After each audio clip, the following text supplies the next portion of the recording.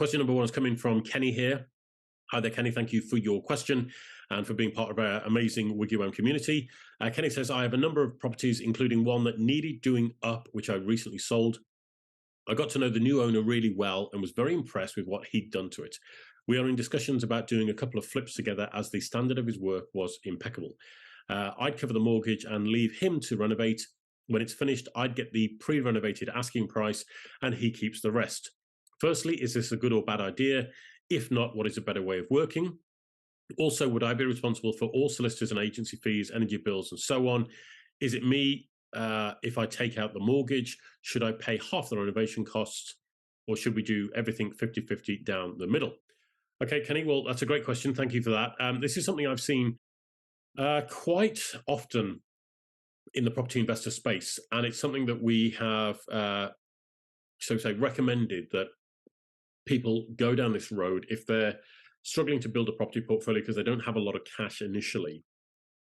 They can do a joint venture with a builder where the builder can go in and do the renovation works, and they just fund the purchase of that property, okay? So it's something that certainly is advantageous if you've got the right person to work with as a business partner. And the only way you're going to find this out, unfortunately, is just by doing a project, okay? So the one bit of advice I will give you, Kenny, and you must take this on board if you're going to do this, you must put everything in writing, okay? Decide what you're going to do, put it all in writing. So whether I would go and have a coffee with your proposed colleague here and walk through a couple of hypothetical scenarios with the projects that you're thinking about doing together. So we'll start with one property. Let's say you buy it at 150,000. You might spend 25 on it, and you might sell it for, say, 210, something along those lines.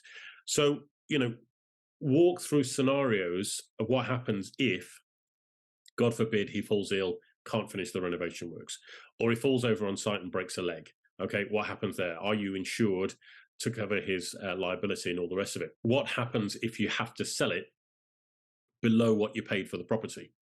Okay, because the market crashes. What happens if you can't sell it? You have to rent it out. There's all these sorts of things, these scenarios that you have to plan in advance for, because this is the point where people fall out. Let's say, for example, you get to the end of the project. He's put the equivalent of £10,000 worth of time and effort into doing the project for you, and he's banking on being paid. You call the estate agents up, they come around, they tell you that they'll sell the property within 12 weeks. You get them all on board, and you get right to the 11th hour, and then your buyer pulls out for whatever reason, and then you haven't sold the property, and this guy's desperate for money. What then happens? Okay, is he in a position financially to not worry about it, or does it sound like a really good idea? And actually, the reality is he can't afford to sit around and wait for his money to come in. So those are the sorts of things you want to think about. Now, if you're in a position to maybe pay him a day rate and then do a profit share, that might actually work out better because he's getting some cash at least, and then he'll do a share of profit at the end. Also, some of the things I've seen in these situations, Kenny, is that there is a difference of opinion on the finish of the property. And that can be a real challenge because when you're doing a house up for yourself to live in, you tend to want to put the best bathroom in and the best kitchen and all the rest of it, right? But when you're doing a property to flip, you probably want to put something in that looks nice and is functional, but you probably don't want to spend top end, right? And sometimes I've seen people fall out because one party wants to put a really nice kitchen in, and then the other party is like, well, actually, that's a bit too much. It's out of our budget. Oh, well, but we won't be able to sell it if we don't do this.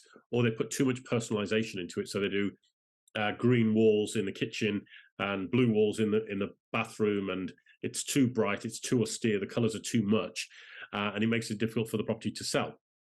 Okay, so those are the sorts of things you want to really think about. You need a standard. And if you can go around and look at other properties that are for sale at the moment in your local area, look at what the standard is, agree the standard, maybe go to Wix or B&Q, those sorts of places, and agree the standard of the kitchen that you're putting in and the standard of the bathroom you're putting in.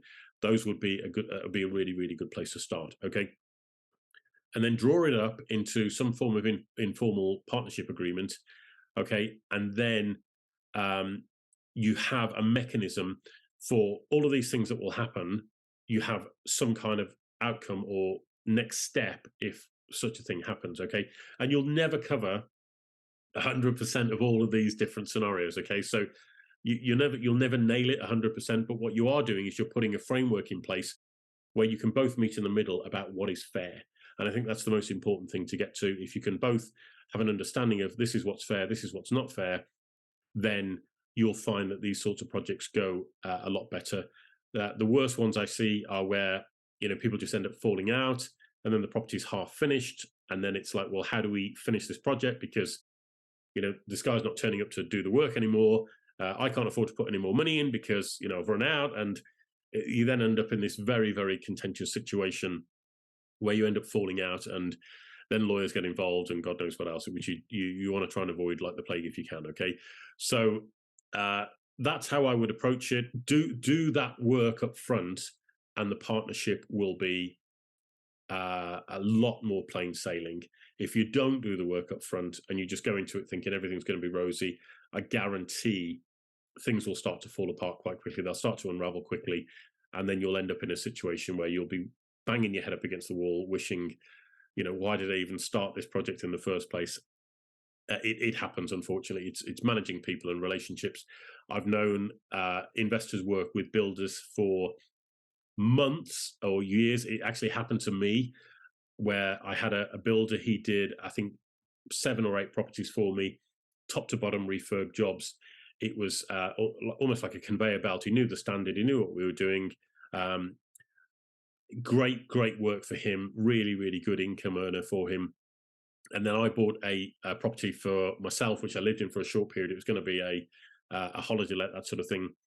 And it took him 6 weeks to renovate a kitchen that was about, just trying to think now, 8 foot by 8 foot. It was a small kitchen. And we had to take the ceiling down and put the new ceiling up and then put new kitchen units in. It was not a complicated job at all. And we ended up having a fallout over that because I was like, why, when you've done 3-bed properties and have done a complete refurb in terms of new kitchen, new bathroom, replaster, update the electrics, update the plumbing system, fresh coat of paint throughout, new carpets, new doors, all the rest of it. You've done that in 4 weeks, and it's taken you 6 weeks to do this kitchen. That ended up in our relationship breaking down substantially, as you can imagine. So I just want to give you that bit of an insight there, Kenny. Wishing you the best of luck. If there's anything we can do, obviously let me know, but I'm just going to wish you the best of luck with that. Do one project, see how you get on. If it works out well, on to the next one, and then hopefully, there's less need for the paperwork, but at least you've got it in place. God forbid should things go wrong. Okay, good luck with that, Kenny. Wish you the best of luck for Christmas as well, and let me know if we can do anything else to help. Okay, so ladies and gentlemen, that draws our webinar to a close today. Thank you so much again for all of your questions and for joining in, and for your incredible support over the course of the last, well, I suppose 90 days or so that we've been running these webinars.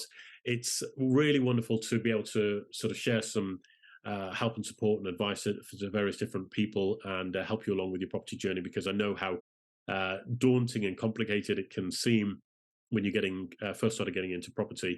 And I remember one of the most humbling experiences for me was, I think it was 2006, when I'd spent a number of years in the property industry as an estate agent and also trained to become a surveyor. And I went to my very first property investment education seminar, right? And I was like, yeah, it's dead easy to make money in property, right? This is all you need to do, buy it, do it up and sell it. And I got introduced to this entirely different world of not only just personal development education, but also different strategies, techniques, and tools that you can use to build a property portfolio that nobody had ever showed me before. And I was like, oh my goodness. And that was, as I say, one of the start of my journey to realizing how much I don't know as an individual. And yeah, it's been really interesting to change my life since 2006 to become more widely read and more studying of realizing that I don't know virtually anything as far as this world is concerned. There is so much to learn, so much to understand, so much to get our heads around. But that, as I say, has led me on this journey of learning a huge amount of stuff, which I'm now able to share with as many people as possible through these webinars and through these questions that we send out every week. to people. And so I greatly appreciate every single one of you for being part of our WiggyWam community, for submitting your questions each week, for taking the time to watch our webinars, and also to share these questions and these webinars with your friends and family. It really does help us to reach more and more people. There's some incredibly exciting things coming in 2023 as far as WiggyWam is concerned. So I hope you'll join us on that journey.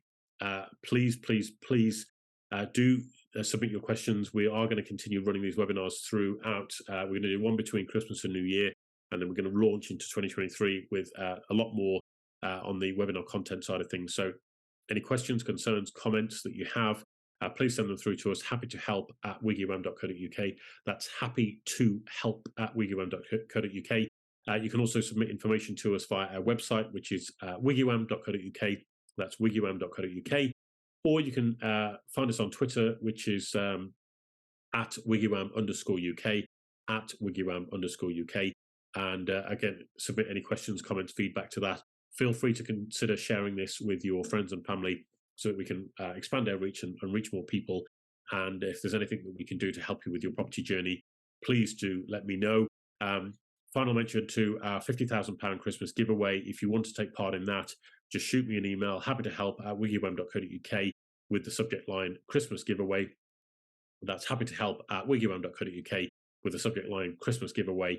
And I would look forward to welcoming you into our 12-week roadmap journey in the new year, which will help you get at least 20% additional revenue in your business, or build you up to be a superstar player if you're an individual working for a company and you want to take part in that as well. So we're doing our bit to try and help you guys and girls. Wishing you all the very best for Christmas, whatever it is you decide to do. Hope you have an amazing time. Hope it is the Christmas that you want, and it's a nice time to reflect and take some time for you, and just reflect on the year that's gone and the one that's coming, and may it bring you all that you wish for yourself and others. All right. Looking forward to it, guys and girls. Thank you so much indeed. Have a lovely Christmas and New Year, and I will see you very soon. You take care. Bye-bye.